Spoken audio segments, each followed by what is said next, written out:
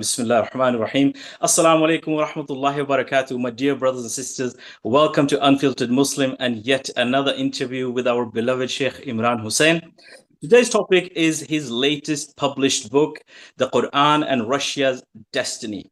And it's Jum'ah today, so Jum'ah Mubarak to all of you. And Jum'ah Mubarak to you, Sheikh. Welcome to Unfiltered Muslim. How are you doing? Thank you. Wa alaikum assalam wa rahmatullah barakatuh, Wahid.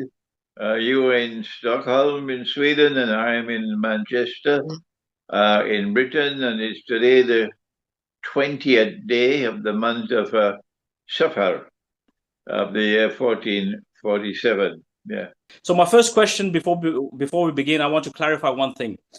Please, Sheikh, could you clarify who is a kafir? Because in today's world, many are quick to label individuals, groups, or even nations as kafir without careful thought or proper understanding. Since this discussion is about Russia, I believe it is essential to begin to clarify from the Quranic perspective who truly falls under this term, so that we may approach the subject with both accuracy and justice. There's a difference between an act of kufr and a kafir. Someone can commit an act of kufr and not be a kafir. So let us first of all distinguish between an act of kufr and the kafir. And your question is, who is the kafir? And the answer is, someone who knows the truth and who rejects the truth based on knowledge is a kafir. There are acts of kufr, and the Quran makes many different kinds of kufr. An act of ingratitude, for example, is kufr, okay? But in the legal sense of the word, kufr, when it's connected with truth, would be a belief which is in contrary to truth. Like, for example, the worship of Jesus, the son of Mary, Nabi Isa alayhi salam, is God, and is the Son of God. The belief in the Trinity, the God the Son, God the Father, God the Son, God the Holy Ghost. These are all acts of kufr, definitely. But that does not make the person who has done it a kafir. The person who was accepted these beliefs, which are beliefs of kufr, must be presented with the truth. For example, the truth which has come down in the Quran. And when he understands that truth and he rejects that truth, then he's a kafir. Right, correct. That's what you actually clearly explained in your book, with the perspective of the Quran. So thank you for your answer. I'll jump to the next question. So I want to move beyond geopolitics and into the spiritual dimension. Sheikh, in your book, you speak about Russia's destiny, not only in geopolitical terms, but also within the framework of the Quran. Could you share how Russia's role connects to the moral and spiritual order that Allah establishes in history, and how this differs from purely political analysis? Russia's heart is spiritual. The heart of the modern Western world is godless and pagan. There's a big difference between the two. They attacked Russia in 1917. It was an attack launched by the West and by European Jews. And they brought about the Bolshevik Revolution, and Russia eventually became a part of the Soviet Union. And the Soviet Union was a godless, atheist state. And for something like 60 or 70 years, the Soviet Union hammered away against religion and religion's way of life, but in particular, did all it could to try to destroy the Russian faith, the spiritual faith, in the Orthodox Christian faith, and in the spiritual life. And the Soviet Union collapsed after some 60 or 70 years. And as soon as the Soviet Union collapsed, Russia immediately began her journey back to her spiritual heart and to the Orthodox Christian way of life. That journey has only been commenced. That journey has not as yet been completed. So don't go criticizing Russia when Russia is still changing. But you should at least have the capacity to recognize the direction in which Russia is changing and returning to what she was before the Bolshevik Revolution. Russia was an intensely Christian country. Russia was led by the Tsars. The last one, the Tsar Nicholas, was a very, very religious man. Not only him, all his family members. They were very religious. They had the attachment to the spiritual way of life. There is a verse of the Quran in Surah Al-Ma'idah where Allah speaks of a Christian people. And he says that at that time when the Jews would be most hostile to you, and another people who are shrunken in shirk would be most hostile to you. At that time you will find that there will be a people who declare we are Christians. They declare that we are Christians, and they will be closest in love and affection for you. So these are not a secular people. The Christians of the Western world are secularized. They are primarily French, primarily American. Their identity is their national identity. And the religious faith is secondary. So that's the price they pay for being secularized. But these are not the people who are secularized in this sense of the word, in that their primary identity is not national. Their primary identity is their faith. So the Quran says they are a Christian people who will declare we are Christians. So clearly, they're not Americans, they're not French, they're not British. They are the Orthodox Christian world, which is led by Russia. Then the Quran explains why these people will become closest in love and affection for Muslims at that time when, for example, the genocide is taking place in Gaza. And the answer from the Quran is because, number one, they still have the institution of the priesthood. The priests are held in high esteem. In the Western world, your priest could be a pedophile. In the Western world, a sportsman or a sportswoman or a movie actor or movie actress have a higher status in society. A banker has a higher status in society, and a priest has a fairly low status in society.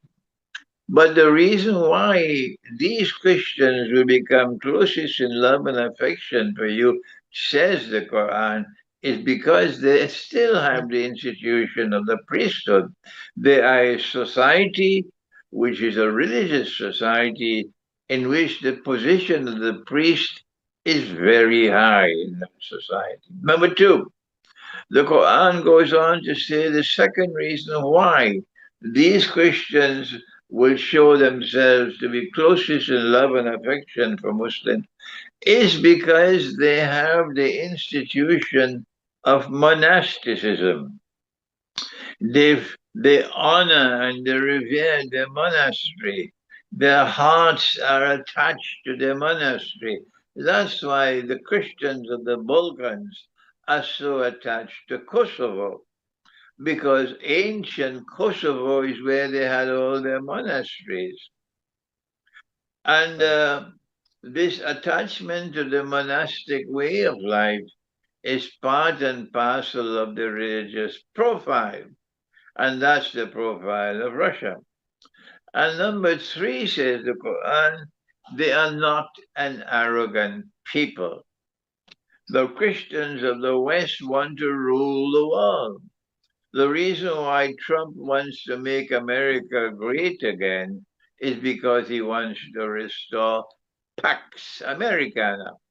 What is Pax Americana? Answer, it is the United States of America functioning as a ruling state in the world. That's the Western world. And before Pax Americana, the world witnessed Pax Britannica. Again, it's the Western Christians, where Britain, for many, many years, centuries, Britain was a ruling state in the world. These are Christian people who have an obsession. They want to rule the whole world.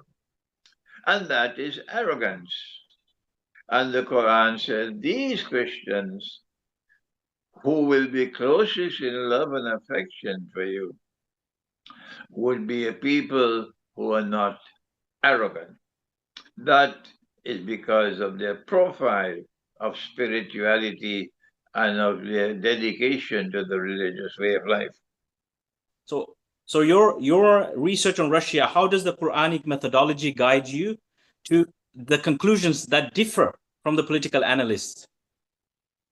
Well, there are political analysts of the West who have an obsession in hatred for Russia and hatred for the Orthodox Christian way of life. There was a time when the Orthodox Christian world had a state which was a Christian state, the Byzantine Empire, based in Constantinople. And these are Christians who wanted to bring back to the world Holy Israel.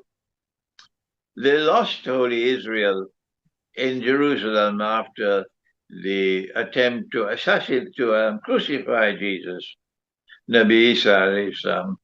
And Allah expelled them all, the Israelite people, from the Holy Land. And He placed a ban on them. They could never return to that Holy Land until a certain time arrived in history. And the Jews were then scattered all over the world. All over the world, you'll find little pockets of Jews, even in China, even in Argentina. But Allah helped the Christians who accepted Jesus as the Messiah and who wanted to live the religious way of life and who longed to restore the holy state that Nabi Dawood alayhi salam had established and Nabi Sulaiman alayhi salam had caused to become a ruling state. And the Quran, the Hadith tells us that Allah helped them to conquer Constantinople without fighting. And when they conquered Constantinople, they established a holy state. It was called the Holy Byzantine Empire. And that Holy Byzantine Empire was still existing at the time of Nabi Muhammad alayhi salatu wasalam. But of course, there were corruptions which took place in their beliefs when after some 300 or 400 years of Christianity, the Emperor Constantine presided over the Council of Nicaea and formalized the acceptance of the Trinity and the worship of Jesus as God and the Son of God, etc.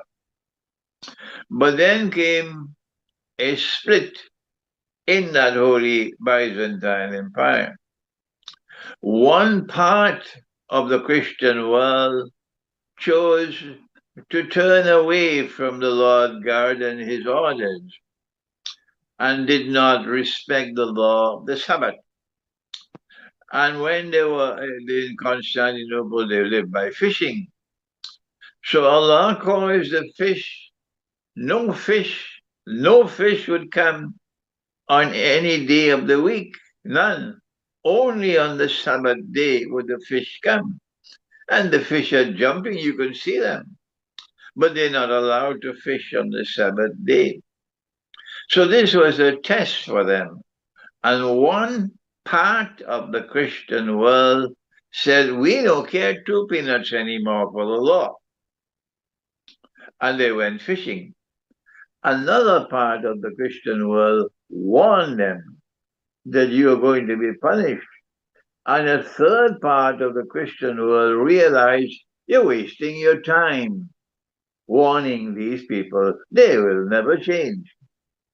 That part of the Christian world which stayed faithful to the law and did not go fishing on the Sabbath day, we remained Orthodox Christians in Constantinople. But that part of the Christian world which went fishing on the Sabbath day, Allah cursed them. And not only did Allah curse them, He punished them. He said,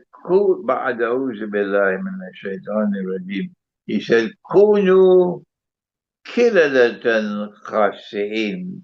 This is located in 2 or 3 parts of the Quran. And that is the modern Western world. Be apes, despised.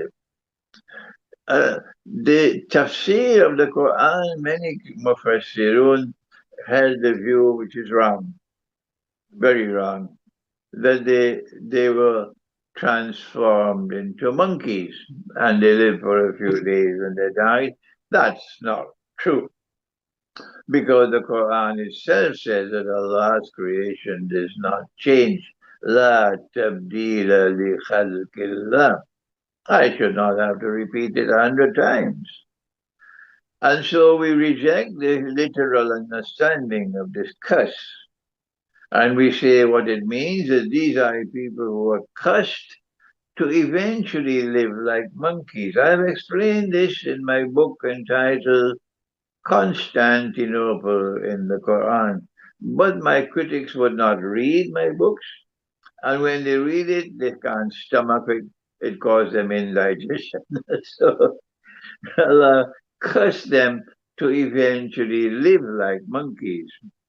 Monkeys, Wahid, don't wear any clothes, they're naked. But that's not despicable, that's their way of life.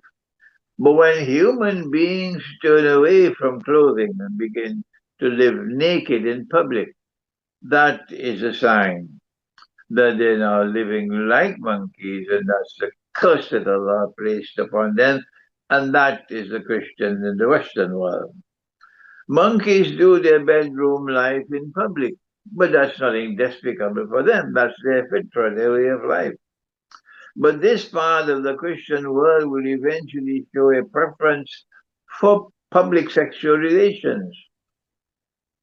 And that's happening now in the Western world.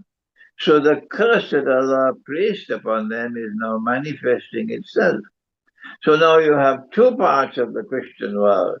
One part which is cursed by Allah, and the other part which still holds on. Wahid still holds on to part of the truth, even though they have the Trinity and they worship Jesus, but they still hold on to the religious way of life. When the Crusades took place, eventually it was in the 3rd Crusade that the Western world, not Russia, not the Orthodox Christian world, they had no part of the Crusade. It is the Western world which broke away from Constantinople. They're the ones who launched the Crusades something like 40 years after the formal breakup took place in 1052, the Great Schism. And if we have the time, I can explain to you why the Great Schism took place. So about 40 years later, in 1090, the Pope in Rome launched the First Crusade to try to recover Jerusalem. But when the Third Crusade took place, the Crusaders attacked Constantinople because they had a bitter hatred in their heart for the Orthodox Christian world. It is that bitter hatred which is seen in the hatred for Russia and anything Russian, and they're supporting Ukraine. They wanted to bring about a color revolution in Ukraine in order to crucify Russia. That's why they had a color revolution in Ukraine. They love color revolution. They are now trying to bring about a color revolution in Hungary. They're now trying to bring about a color revolution in Serbia. They're now trying to bring about a color revolution in Slovenia. That's what they're doing now as I speak. They love these color revolutions. So when they brought about they conquered Constantinople in the year, when was it now? I can't remember when the Third Crusade took place. And the Western world took control of Constantinople. The Western world took control of Constantinople. This was the bitter hatred they had for the Orthodox Christian world. But before that, or probably after that, I can't remember the date, when the Ottoman Empire emerged, and the Ottomans now, and after the Christians and the Orthodox Christians were recovered Constantinople, I think after 80 years, they recovered Constantinople.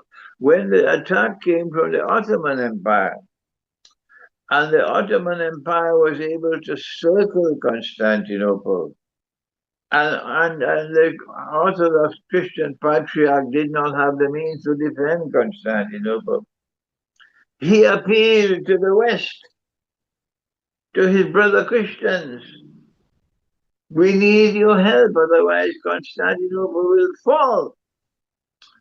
The Western Christian, the Pope in Rome and the Western Christians said, we will help you on the condition that you give up your Orthodox Christian way of life and you follow our Christianity, the pagan Christianity.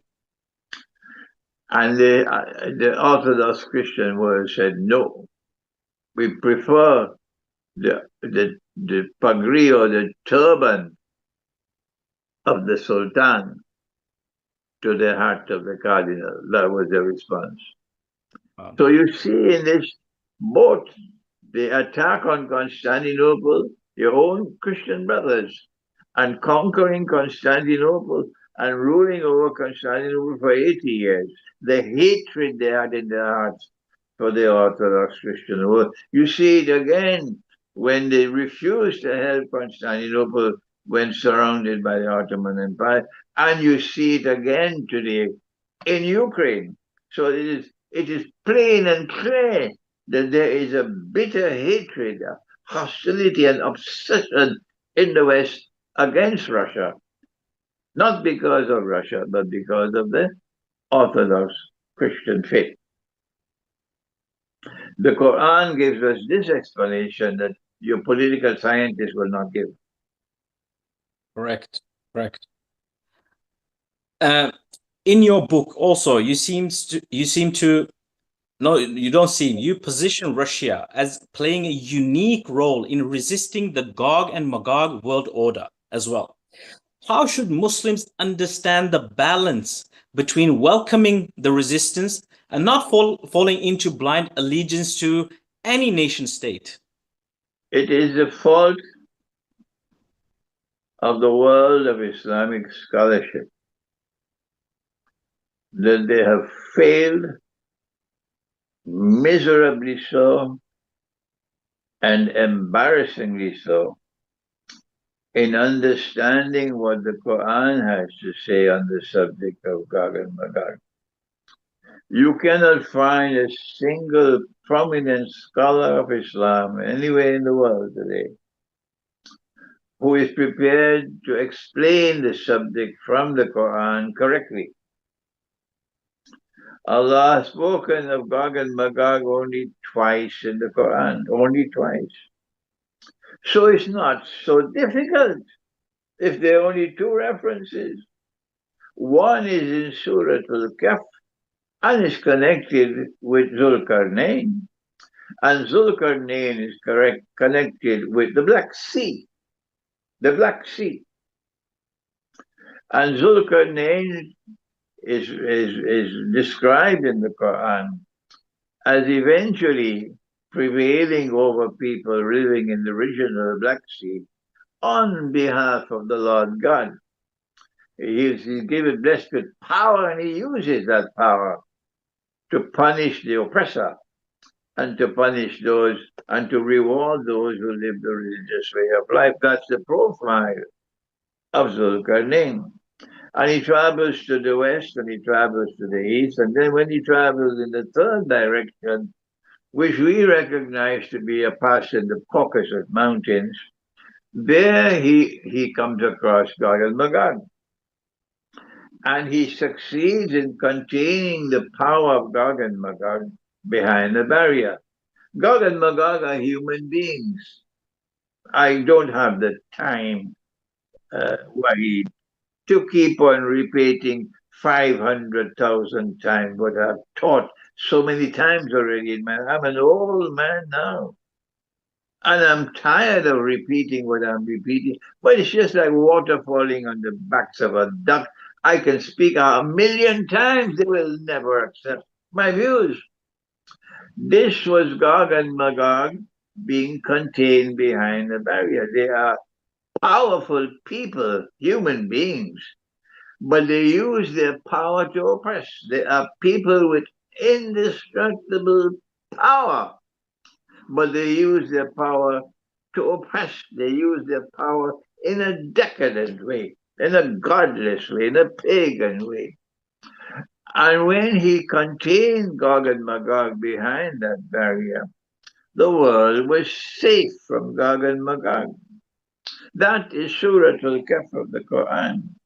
But because Allah describes him as Zulqarnain, the implication is that he's someone, not someone who has two horns. No, because the Quran refers to Qarn many, many times, the word Qarn, and not even once does the Quran use the word Qarn to mean horn. Every time the Quran uses the word Qarn, it refers to a generation, a people, an epoch. So we dismiss that nonsense about the horn. Let the schoolboys follow that. So now then, because he is Zulkarnain, the implication, Wahid, and I have tried to teach this, and I have failed, because they wouldn't listen to me. They wouldn't listen to me. The Zulkarnain is someone who impacts on history twice. That is the meaning of Karnain. But I have wasted my time for 25 years. They wouldn't listen to me. No, they wouldn't listen to me. So therefore, if Zulkarnain is successful in containing Gog and Magog the first time when he built the barrier, there is a second time for Zulkarnain to do the same thing. He will impact on history twice. The first time took place thousands of years ago. No human being lives for so many thousand years. So it's rather foolish. It's rather foolish to identify Zulkarnain with any person in history, because he's still to occur, there's still to occur a second time in history. Zulkarnain is going to contain Gog and Magog a second time in history. So I have come to the conclusion, and Allah knows best, that Zulkarnain is most certainly not a historical person, but rather a transcendental being. Good. The Quran goes on to speak about about Gog and Magog for a second time. That's only 2 times. That's all, 2 times. And the second time is in Surah Al-Anbiya, where Allah speaks of a town. He destroyed the town. He expelled the people of the town. He placed a ban on them that they could never return to reclaim this town as their own Until when? Until Gog and Magog are released, not sent. Released, not sent. Released. Let me repeat it one more time. The Quran says when Gog and Magog are released, not sent, released. At that time, Gog and Magog will not only be released, but they'll spread out all over the world. And this, Wahid, for people who have even 2 pounds worth of common sense, would understand, 2 British pounds of common sense. I'm in Britain now, I'm not in Malaysia. Will understand that this is an event which will occur only once in history. Only once in history will mankind witness Gog and Magog, when they are released, spreading out all over the world. And with their indestructible power, they take control of power all over the world. And then they proceed to use that power to oppress. They're using the power in a godless way. They're using the power in a decadent way. They're using the power as a pagan people, in contrast to Gog and to Zulkarnain, who has faith in God. So when Gog and Magog are released, these people will be brought back to that town from which they had been expelled. Gog and Magog will bring them back. The question, Wahid, is which town is it?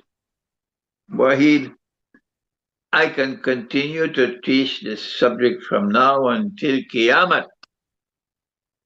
My people will not accept. They prefer to live in their ignorance, embarrassing ignorance, but they will not accept that there is a simple way that we can recognize which town it is and identify that town. Just simply go to Prophet Muhammad والسلام, because he is the one who identified Gog and Magog with Jerusalem. Our Prophet did that. He said that Allah will destroy Gog and Magog in Jerusalem. So I am on safe foundations when I say that the town is Jerusalem. But my people, the world of Islamic scholarship, they will never accept it. I will die and leave this world, but they will never accept that the town is Jerusalem. So now then, we now have an understanding. Who brought the Jews back to Jerusalem? It's the modern Western world. Modern Western civilization is the civilization of Gog and Magog. I want to keep these words of mine in public until Judgment Day. I want to stand before Allah on Judgment Day, proudly declaring that the civilization, modern Western civilization, is the civilization of Gog and Magog. Gog and Magog control power in the West. So there is a second current to take place. And that second current will take place when we see power manifesting itself in the Black Sea. When I met with the Russian foreign minister, Sergei Lavrov, last year, I was surprised to be invited to be part of a small group. I don't know why they invited me to have dinner with him. And when I got a chance to talk at that dinner, I asked, can I speak to you about the Quran in Russia? And he allowed me. But he was astonished when I spoke about the Black Sea and the Quran, because he had no knowledge of that, about that. The Quran speaks about the Black Sea. And the second current will take place when you see power manifesting itself in the region of the Black Sea. But this would be power resting on the foundations of faith, and power which opposes and resists oppression, and which seeks to help those who have faith in God. So when Russia recovered Crimea in 2014, I was in Malaysia and I said, it's time for me to celebrate, because I realized that power has now returned to the region of the Black Sea. And this is power resting on the faith in the one God. And this is power which will resist the oppressor. I realize that we are now on the door of the second garden of Karnaim. This was 11 years ago, Wahid. 11 years ago. Russia today controls power in the Black Sea. And Russia is resisting Gog and Magog, who are now control power in Ukraine and who are supporting Ukraine. So the world, the Quran has allowed me to be able to understand international affairs, understand what is happening in Ukraine, understand what is happening in the West and its relationship to Russia, while my people reject my scholarship. Wahid, what can I do? I am an Islamic eschatologist. Allah in His kindness blessed me to pioneer this branch of knowledge called Islamic eschatology. When I went to Geneva to the Graduate Institute of International Studies with a scholarship to do my PhD in international relations in 1974, I was ahead of everybody else in my class on the road to the PhD. And I asked the director of the institute, Professor Jean Frémont, who loved me like a son, because his son taught me in Trinidad. So Professor Jacques Frémont, who is the director of the institute, he accepted that he would be my thesis director. But I chose a topic I should not have chosen: post-Caliphate Islam and the search for a new Islamic public order, because that is eschatology. And Professor Fremont said to me, search the world of Islam for an expert, and we will invite him to join your team directing your thesis. And that was 1975.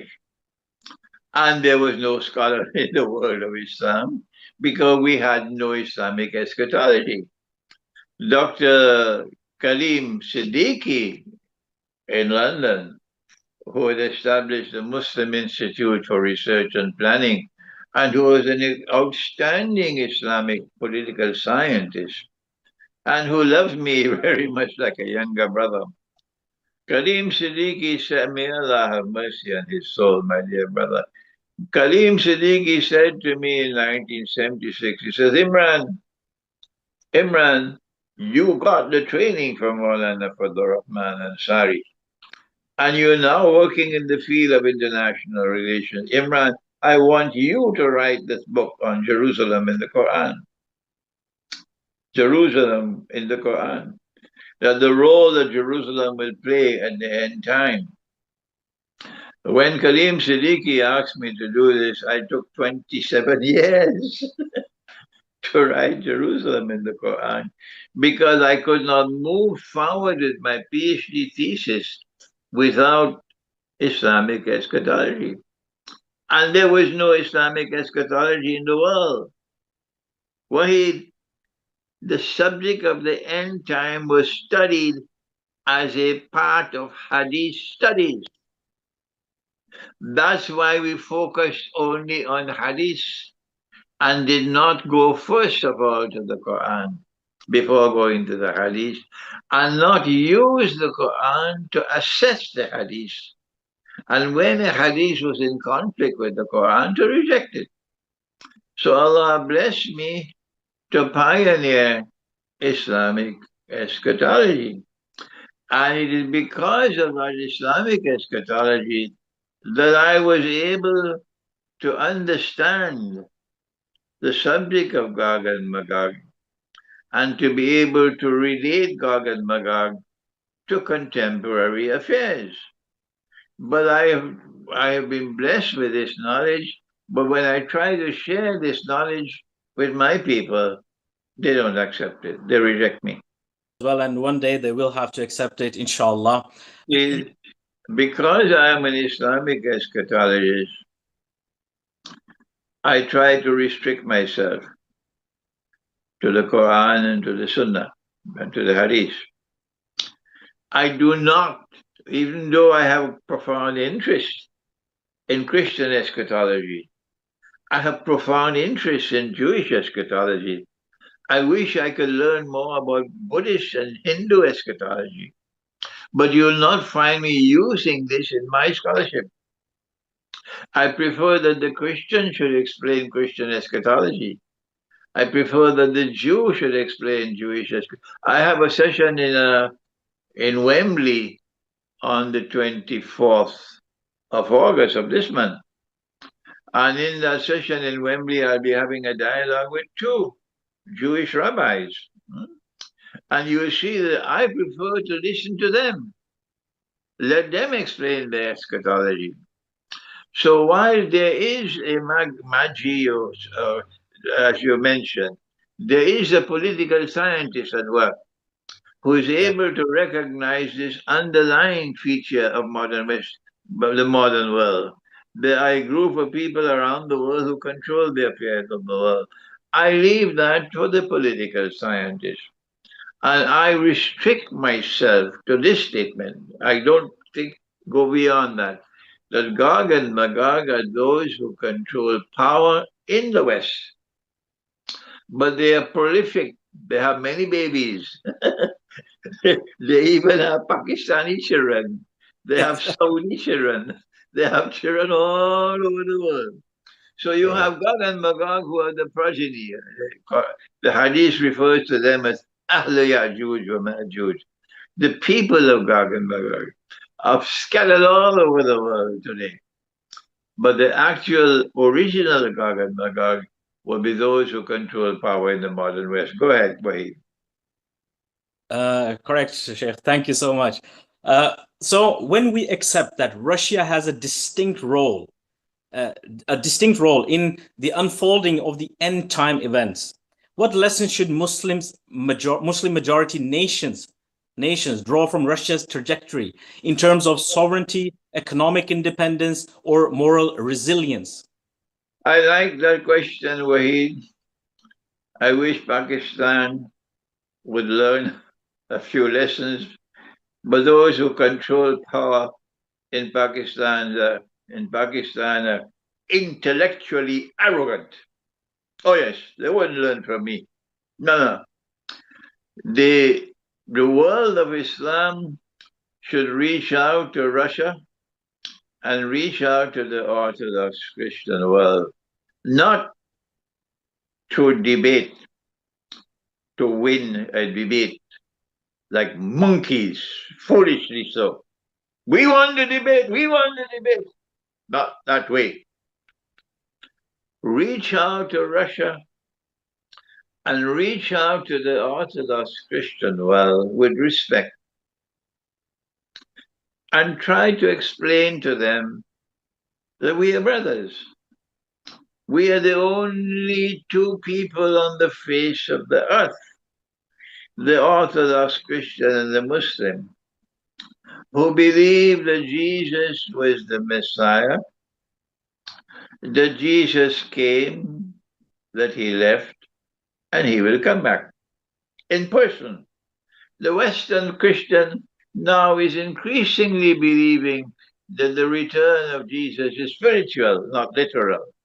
And so therefore these two people should be coming closer to each other, not fighting each other, not debating each other. And if you are to turn to Russia and to the Orthodox Christian world, you should do it with sincerity, not Narendra Modi's way in India. It's called political expediency. He wants to make India great again, made Hinduism great again. So he's playing a political game. In cricket, it's called playing both sides. Playing both sides. So he has an attachment to Russia and an attachment to the West. But it is exploitative and expediency. That's not sincerity. And Pakistan is sunk, is now Pakistan is now proposing that Trump should get the Nobel Prize. That is Seriously, did Pakistan propose that? Pathetic state of Pakistan today. That the government of Pakistan and the armed forces of Pakistan want Trump to be given the Nobel Prize for peace. And they're doing this at a time when Trump has just attacked Iran to try to destroy Iran's nuclear plants. Yes. And Trump is the only major power in the world today which is still supporting Israel in Gaza. That is the pathetic state of Pakistan, the intellectual arrogance of these people. But the people of Pakistan, I believe, have already understood that Imran Khan was on the right road when he went to Russia and he was attempting to build with Russia the same kind of relationship that Pakistan has with China. I think Algeria is also moving in that direction now, to building with both Russia and China a more powerful relationship and turning away from the Western world. If the world of Islam were to turn sincerely to Russia and build political ties, build economic ties, and restrain itself and resist Trump and resist the Western world, which has an obsession on ruling all of mankind and therefore ruling the world of Islam as well, it will be good for the world of Islam. But where can we find those leaders? When you have a leader who understands it, they put him in jail. In your experience, Sheikh, how do Muslims risk misinterpreting the Quranic guidance on the roles of nations like Russia? And what are the dangers of either over-romanticizing or dismissing such roles in the larger divine plan? The problem is located in the methodology for the study of the Quran and the assessment of the Hadith. If you stay with the classical view, my mistake. If you stay with the conventional view, which is now today that absolute truth is located not only in the Quran, but there's absolute truth in the Hadith. Once a Hadith is Sahih, it has a status equal to the Quran. Absolute truth is also located in Tafsir. Once it's in the Tafsir, we accept. If it's not in the Tafsir, the sky can fall, but we never accept it if it's not in the Tafsir. This brand of Islam, this brand of scholarship, this brand of methodology is bogus. And it is prevailing all over the world. And that's one of the reasons why one of the most important and influential thinkers and scholars of Islam to have emerged in the modern age, even though he never had a beard, even though he dressed in three-piece suits, was Dr. Muhammad Iqbal. The phenomenal impact of Iqbal was that he refused to accept this bogus methodology. Rather, Iqbal chose to go to the Quran by himself, all alone, directly to the Quran, not through Hadith and not through Tafsir, but go directly to the Quran. And he got a methodology for study of the Quran. And you see that methodology at work in his book, the reconstruction of religious thought in Islam. Iqbal therefore pioneered a new methodology for the study of the Quran and Hadith. But all that he did was to pioneer it. The man who actually took the challenge for the reconstruction of religious thought in Islam was my teacher, who was Iqbal's most distinguished student, Maulana Dr. Muhammad Fadlur Rahman Ansari. And our viewing audience should read and study Maulana Dr. Ansari's 2-volume book, The Quranic Foundations and Structure of Muslim Society. In that book, you see the priority, the scholarly priority he gave to the Quran. And that he said the Hadith does not have the same status of the Quran. The tafsir does not have the same status of the Quran. Absolute truth is located only in the Quran. And when he published that book, there was criticism by those who considered the Hadith to have a status equal to the Quran. But before he could do the second work, in which he wanted to use the Quran now to judge the Hadith, if he had done that work, and if he had published that book, he would have been crucified. Oh yes. If he had shown that Quran, that this hadith is in conflict with the Quran, and that hadith is in conflict with the Quran, they would have crucified him. So Allah took him away before he could do that work. Just when he's about to start that book, Allah took him away. So I continued that scholarly trade that both these men, Dr. Iqbal and Maulana Fadlur Rahman Ansari, pioneered. And this book, The Quran and Russia's Destiny, this is the fruit. This is the fruit of that methodology which the world of Islam needs to accept if they are to get out of the sleep in which they're now located. Thank you. Jazakallah khairan, Sheikh. Can I just ask you in regards to this new book? This is the last question. Sorry? This is the last question. This is the last question. I just want you to elaborate. Find this book, and also if you have translated it in other languages which are published, of course, on imranhosein.org.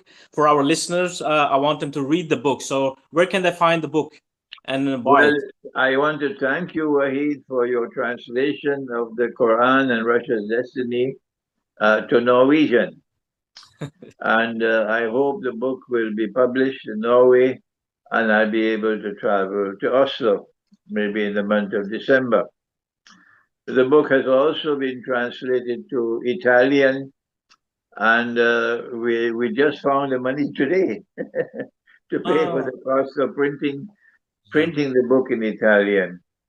The book has been translated to Bosnian and Serbian and has already been published, and I'll be traveling to Belgrade on the 1st of September, inshallah. I'll be in the Balkans all through the month of September, in Serbia as well in other parts of the Balkans. And the book will be on sale in the Balkans in the Serbian language. The book has been translated to Russian and already published in Moscow.